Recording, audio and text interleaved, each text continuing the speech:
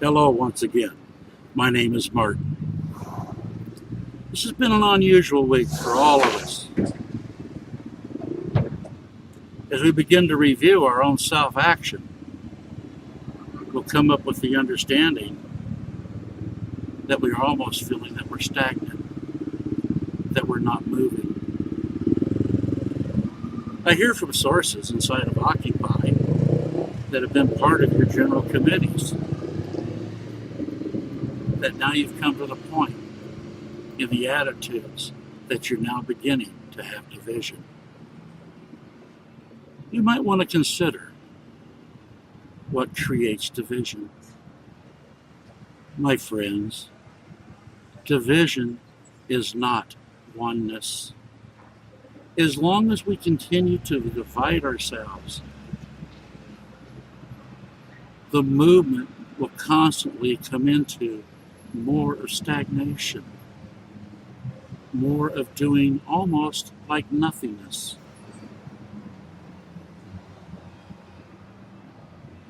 You can meet anywhere that you want. I really feel in the depths of my own heart that maybe it's time that you get yourself up off the ground and into more of an atmosphere that'll be more comfortable for you as human beings. If you're going to have a meeting spot and continue with a group consciousness, if that's such a must for you to go through that experience, you can change that by having different meeting places to go to, such as your local community colleges, maybe your local parks, maybe in front of the steps of the largest church in town. There's many places that you can meet. You're still wondering, just like you were last week, what should we do now? Sometimes when I speak with people, I only want to share from my heart because my analytical mind, and all that kind of stuff. I'm talking about your ego self, that part of your consciousness.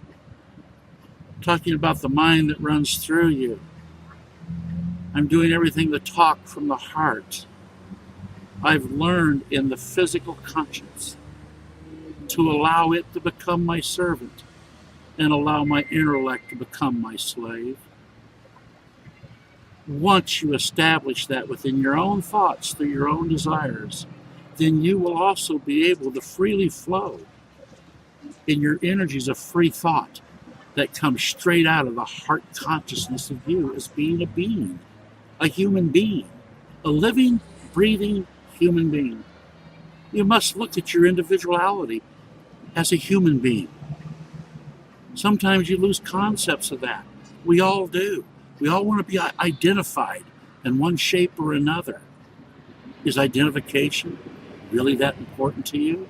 Or is that just another conditioned thought that you've leaned into? Who thinks in you when you think? I want you to draw that as a question. Who thinks in you when you think? Is it a conditioned thought that you're allowing yourself to think from a condition? Or are you really a free thought, a free thinker? Have you come to the point in your own life, within your own beingness, that you can actually think anew? These are the questions of the hour. These are the questions of the day. This is the questions upon the earth right now. Be still and be quiet within inside yourself. It's a great place to be.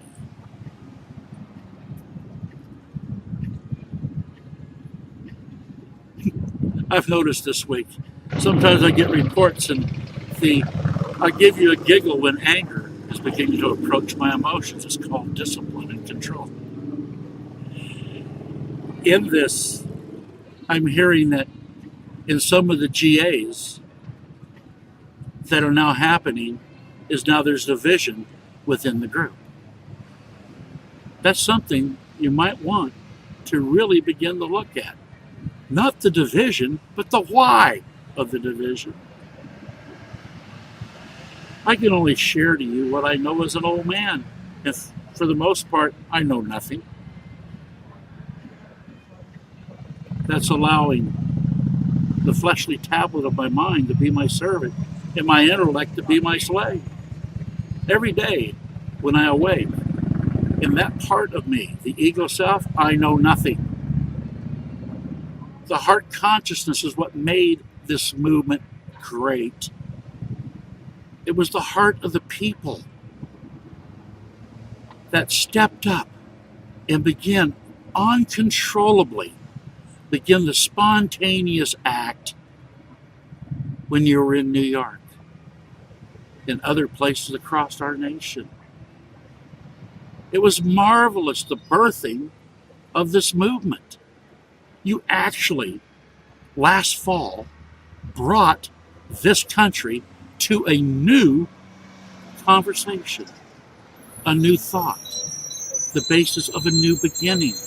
And it was done by everybody that was involved. Even the ones that didn't march in the street, they were involved mentally as they sat in their chairs in their living room, as they looked in their computers and watched it on YouTube. They could hardly believe that it was happening because it was so real. It was unique. It was genuine. It was the masses in action without restraint of control. That's why it got the attention, not only in this nation, but worldwide. Like I said last week, it was the 99% being spontaneous, represented in the collective mass. I want you to work this week, not for yourselves, but for the real you within you.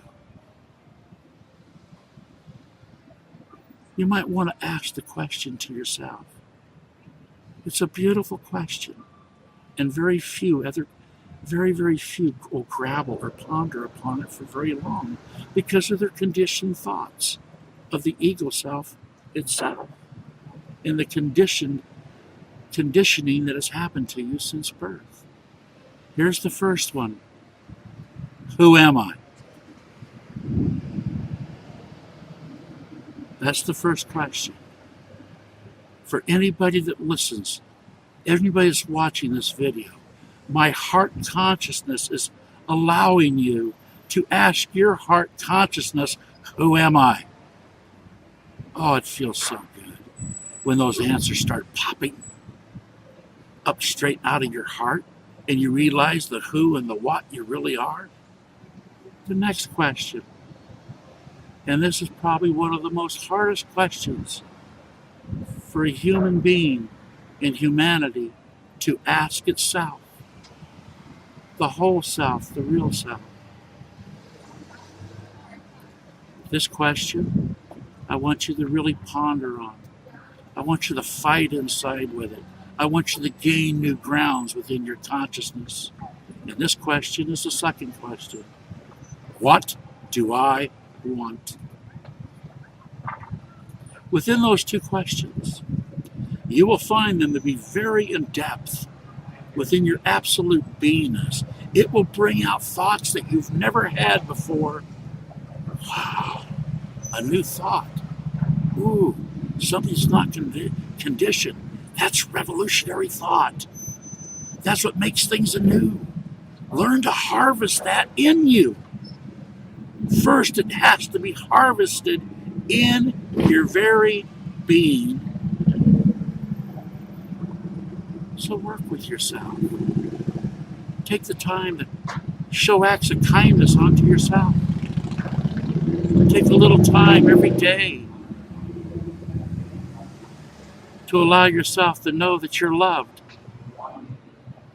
When you do that, where did your fear go? It just ran right out your back door in your mind.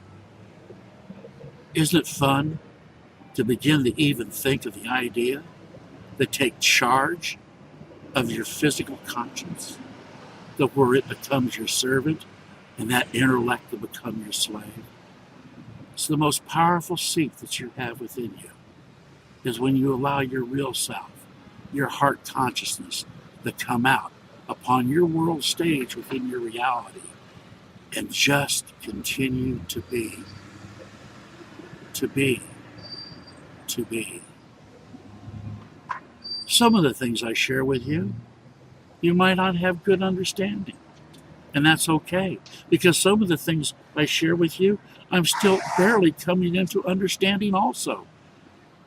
First of all, before you think of anything else, we are a collective consciousness. We've always been this. This consciousness is always ongoing, thought by thought, moment by moment, expanding. It's always an expansion. It never sits still. It's never idle. It's always moving, moving, moving. But what you'll see in the conditioned thinking of the ego selves, and we all have one, that we're so conditioned, we will just so afraid inside to break loose and allow that, your real self, to take the stage within the physical world. That's revolution. You are your own teacher. You are your own master. I've seen you before. And that is definitely within you. Don't look to the outer world. Begin to look at yourself from within. And in that, you'll feel the strength. You'll feel the inner knowingness. You'll feel the beingness of you being wholeness in your very next moment of your very next thought. We all know the problems upon our nation and upon our world. And we can grapple about the problem eons, and that will not bring change. All solutions are within yourself. Take control of self. Yes, you have the ability, my friends, to know what you think before you think. That's freedom. That is real, absolute, divine freedom.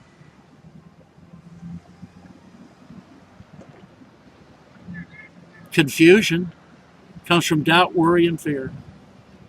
Comes from unknowing. Comes from the what ifs. Oh, if we do this, we're going to get slapped here. Blah, blah, blah, blah. And all the rest of the stuff the analytical mind, the old ego self will come up with to keep you from being you. When you step up in your new thought consciousness, which you sometimes do, and as you make that your norm throughout the day, that you're working and striving into new thought, things beyond that you ever thought before, that's growth while you're in physical body. You might want to ask yourself a third question. When was the last time I had a thought of my own? That's a hard one, but it's really easy.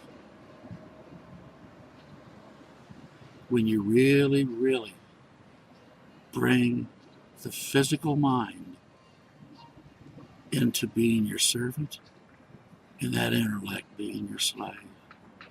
From that moment on, when you begin to take a deep breath and you think from your heart consciousness, that ongoing expanding consciousness, that connective oneness that we all share together, then you'll be in the collective of what's new. From that action of what's new within your heart, within your mind, within everything that you are, every member, every cell of your body, it doesn't take long to have the spontaneous action begin to bloom and blossom through you in your actions within your physical world, your outward world.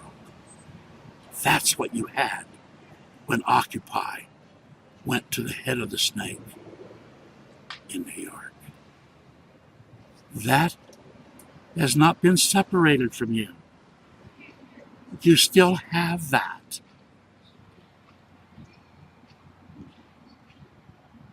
Try to go back and remember the moments of that feeling, that natural feeling, of how it felt in the spontaneous action of all your people as you were in that movement, in that point in time, all over this country. You can't fool me. It felt good. And you can't fool me. You don't feel good right now. See, doubt, worry, and fear and confusion never makes you feel good. It's only to conform to that conditioned thought in which you were born into. That's not revolutionary. You and you and you have the ability to think anew. That's what I want to inspire this week. For all of us that are alive and breathing, we must want to begin to think anew. And you'll be surprised where that beautiful mind will take you. There is no boundaries, there's no limitations to the power of thought. Think of that. Do you see yourself that you can go beyond your knowns? Do you see yourself that every day that you can do something beyond your knowns, that you actually step into your unknowns? As you do that, you become a free thinker. Because in your unknowns, there's no conditioning in the present moment in which you think. Consciousness. We're all interconnected. Whatever's necessary for you to do as a human being to make and allow and to illustrate to that consciousness, that collective consciousness, is what you might decide to do. I can't direct you. I'm not your leader. And you don't need a leader in free thought. But I do know from being as old as I am that you have many tools in front of you that we didn't have at the young ages of many that listen to this. Use the technology. Use it to communicate with each other, not only at a local level, but nationwide and at a world level. Facebook is a way you can do that. YouTube is another way to do this, just like I'm sharing with you. This is to be able to speak out from your heart.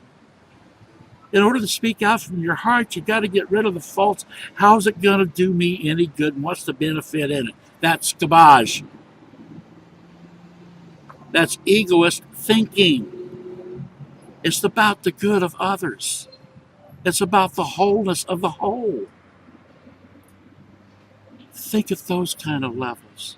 I dare you to. Consciousness is always moving, and you're a part of that consciousness even when you don't know you are. Every thought, moment by moment, is adding to the collective consciousness that creates us in oneness, what we are in our very next moment. And sometimes you feel you're not empowered. Well, that's silly. Think of the silliness where you don't feel you have self-empowerment, that you have to do something to collect. You don't have to do anything to collect your self-empowerment except to collect the thought. It is by your thinking you become.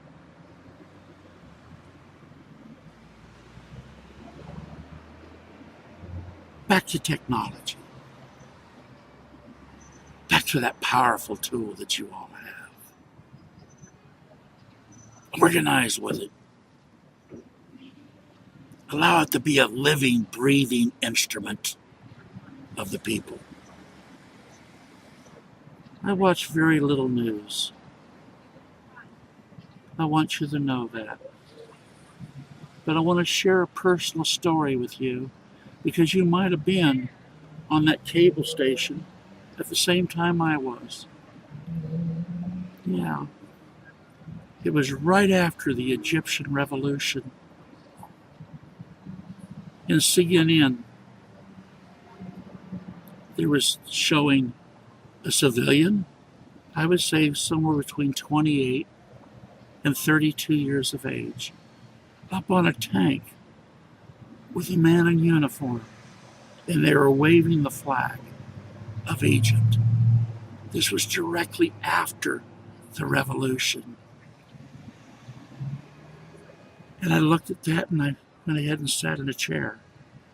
And I allowed it to have my attention just for a moment in time.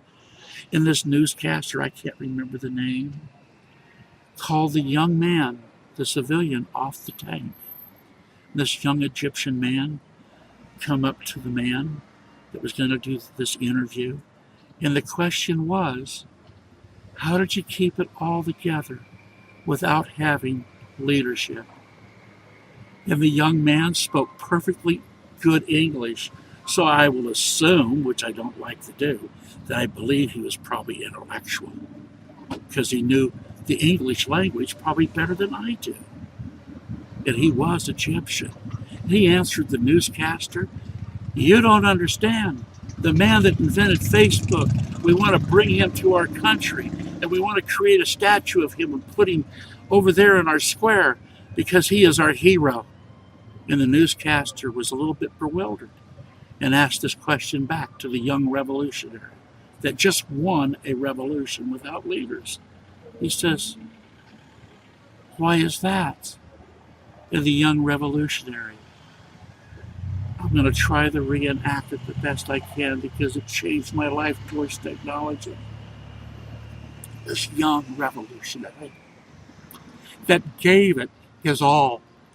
He put his life on the line for freedom. This was what he said. "You don't understand. Facebook is the people's gun." What did he say? Facebook is the people's gun.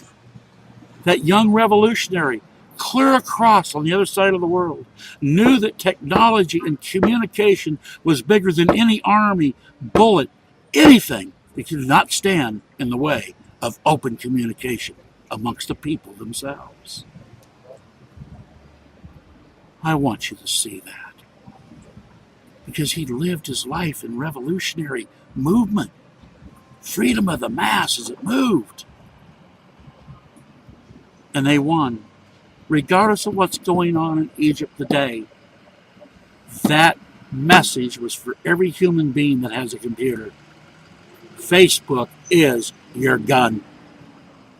That's why I know from the last time I spoke with you that nonviolence always works. Think of that. Go back through your history as humanity. It works over and over and over again. So it's my hope, with my joy, that you utilize the tools that you have.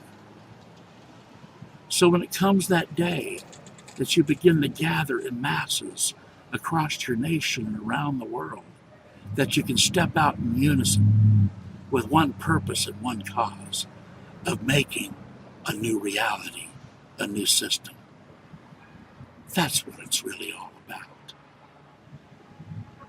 You can't settle all of this issue by issue. I don't have to tell you how corrupt your politics is. It's all bought and paid for. That is why my heart is tearfully in joy with you, because you have the ability to not be involved in corruption itself by not voting. Why should you allow yourself, even the young people that I speak to, you've heard it before, it's only a choice between the two evils. Don't you feel you should have a better choice? Don't you feel there's something beyond that known? That beyond that known is freedom. Freedom reigns beyond your knowns. Because beyond your knowns is not conditioned. It's anew with every thought that you take as you expand the consciousness and the collective consciousness of oneness. Unify yourselves. Create solidarity. In closing, I've only got a moment before I have to go. But I also want to share with you this week, I want you to understand the four forces of revolution without leadership. The four forces, the four elements that bring anew without leadership. They happen to be youth, women, labor, workers, and intellectuals. When you see those four forces present without leadership, you have real revolution, and you don't have false revolution. And when you go back and you look at the footage on YouTube, you will see that amongst the ranks in Egypt. Follow that as an example. Allow that to be your known. If any of those four forces are missing, it's a counter-revolution. Remember that, and you'll do well. Always look at everybody you come in contact in your daily life. Don't see what you hate in them. Don't judge them. Even in the, there's no sides in oneness. There's no enemies in oneness. That's the biggest falsehood that your conscious mind can drive you into. Think of that. There is no enemy. None. So do everything in your energy not to create one. And as you move with your heart consciousness, you'll begin to see that which you didn't like. You'll be able to reach out within your mind, and behind that which is in front of you, you will be able to see their light, their love, their peace, and their joy. Honor it. Honor it in all, because that's what we really are. Be not afraid. Be not of fear. Be not of doubt. Be not of worry. Just act. Just be wholeness within every thought that you have.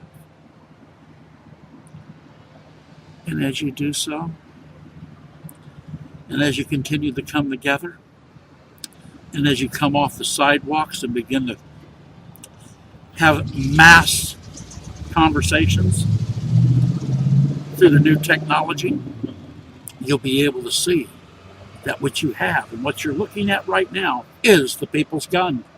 Don't forget it. Utilize it. And you will come one. And in oneness of consciousness, as you're able to do that within your physical realm, you're going to bring into manifestation the mass movement again through a spontaneous action of what it wants to change. My friends, you are change itself. And you're constantly changing even when you don't think you are. Consciousness never stops. You change every time you have a thought and you create an action. So be not afraid of change. Change is a natural process of evolution and revolution. It's the natural process of being a whole, wonderful, beautiful human being. Until next time, I certainly love you. Good day.